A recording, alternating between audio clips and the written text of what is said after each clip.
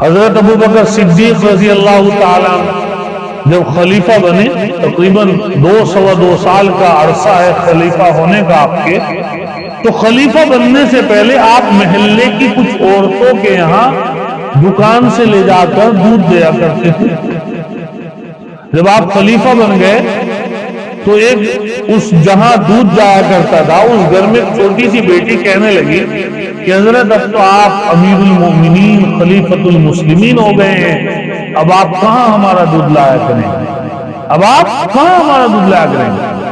حضرت ابو بکر صدیق رضی اللہ تعالیٰ نے فرمایا کہ جن جن لوگوں کا دودھ میں امیر المومنین بننے سے پہلے لایا کرتا تھا انہی لوگوں کا دودھ امیر المومنین بننے کے بعد بھی دیتا ہے۔ اسی طرح 2 سال کے عرصے میں ان عورتوں کے ان گھروں میں جن کے یہاں کوئی نہیں ہوتا تھا حضرت ابو بکر جا کر دودھ پہنچایا کرتے تھے۔ یہ ہے ہمارے اکابر کی تواضع۔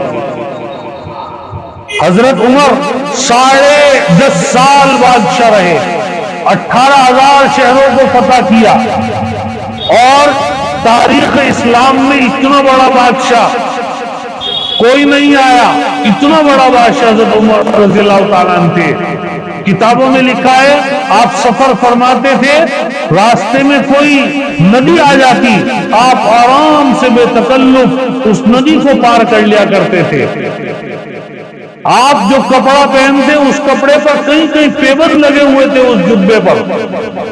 جس وقت آپ کسی ملک میں جاتے دنیا کھڑی ہو جایا کرتی کہ اتنا بڑا بادشاہ آ رہا ہے، نہ جانے اس کی جو ہے کیا اس کی پروٹوکول ہوگی، کیا اس کی شہرت ہوگی، کیا اس کا احساس ہوگا، اور آپ سیدھے سادے انداز میں چلے جایا کرتے تھے۔ کسی نے کہا کہ حضرت آپ اتنے بڑے بادشاہ ہیں اور آپ کا حال یہ ہے، تو حضرت نے فرمایا کہ آپ اس وقت کو سمجھو کہ جب عمر ایسا تھا کہ ایک بکریا لے کر میدان میں جاتا تھا اور بکریاں چراتا تھا، اور بکریاں بھی اس سے صحیح طریقے سے چرتی تھی۔ اللہ تعالیٰ نے اسلام دیا اور اسلام کی وجہ سے ہمیں عزت عطا ہو گئی کہ آج ہم 18,000 شہروں کے فاتح بن گئے۔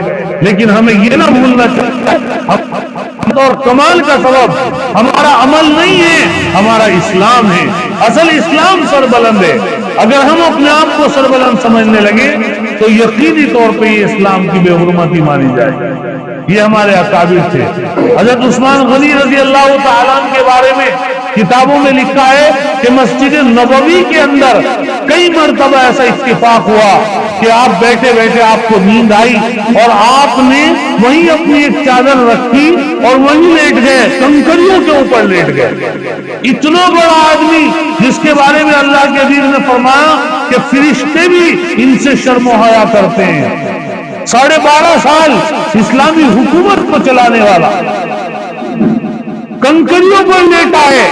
حضرت حسن بصری فرمایا کرتے تھے کہ کنکریوں پر لیٹنے کی وجہ سے چہرے پر نشانات آ جاتے تھے، اور جب چلتے تھے تو ہم یہ کہا کرتے تھے کہ دیکھو یہ امیر المومنین خلیفۃ المسلمین ہے، یہ ہمارے امیر المومنین۔ حضرت علی رضی اللہ تعالیٰ کتنے بڑے آدمی داماد رسول ہیں، اللہ تعالیٰ نے کیا کیا انعامات سے آپ کو نوازا۔ حضرت علی کے بارے میں کتابوں میں لکھا ایسی تواضع تھی کہ اپنا کام خود کرا کرتے تھے۔ ایک روز آپ گوشت لینے کے لیے بازار تشریف لے گئے تو گوشت لے کر آ رہے ہیں، کوئی خادم مل گیا کہ حضرت گوشت میں پکڑوں؟ آپ نے فرمایا کہ بھائی جو آدمی گھر بار اور آل اولاد والا ہو وہ اپنا سامان خود لے جائے یہی اچھا لگتا ہے، چہ جائے کہ اس کا سامان دوسرا لے کے جائے۔ ہم آل اولاد والے ہیں، ہم خود لے جائیں اپنے گھر یہی اچھا ہے۔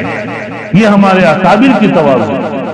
ہندوستان اور پاکستان کے ایک مفتی اعظم جن کا نام اتنا بڑا، اللہ نے اتنا بڑا مقام دیا، حضرت مولانا مفتی شفیع صاحب رحمۃ اللہ علیہ، اتنے متواضع، اتنی تواضع ان کی کہ مسجد کے اندر جب کوئی عام آدمی بھی بیان فرماتا آپ اس کا بیان پورا سنا کرتے تھے۔ سفر میں آپ چلے جا رہے ہیں، ایک جگہ واعظ و نصیحت کرنے والے ایک عام آدمی تھا سادہ، آپ نے گاڑی رکوائی اور وہاں بیٹھ گئے۔ اور پورا بیان سنا. خادم نے کہا حضرت یہ تو بالکل ایک عام آدمی بیان کرنے والا، آپ اتنے بڑے عالم، حضرت مولانا مفتی تقی صاحب کے والد، حضرت تھانوی کے اجل خلفاء میں سب سے بڑے خلیفہ، آپ عام آدمی کا بیان سننے کے لیے بیٹھ گئے. فرمایا ہاں، مجھے محسوس ہوا کہ ہو سکتا ہے کوئی ایسی بات اللہ اس کی زبان سے نکلوا دے جو بات میں نے کتابوں میں بھی نہ پڑھی ہو. یہ ہمارے اکابر تھے، ایک ایک بزرگ کی صفت دیکھے کہ اس کے اندر تواضع بھری پڑی ہوئی ہے. اللہ تعالی ہمیں بھی تواضع اختیار کرنے کی توفیق عطا فرمائے. وآخر دعوانا الحمد للہ.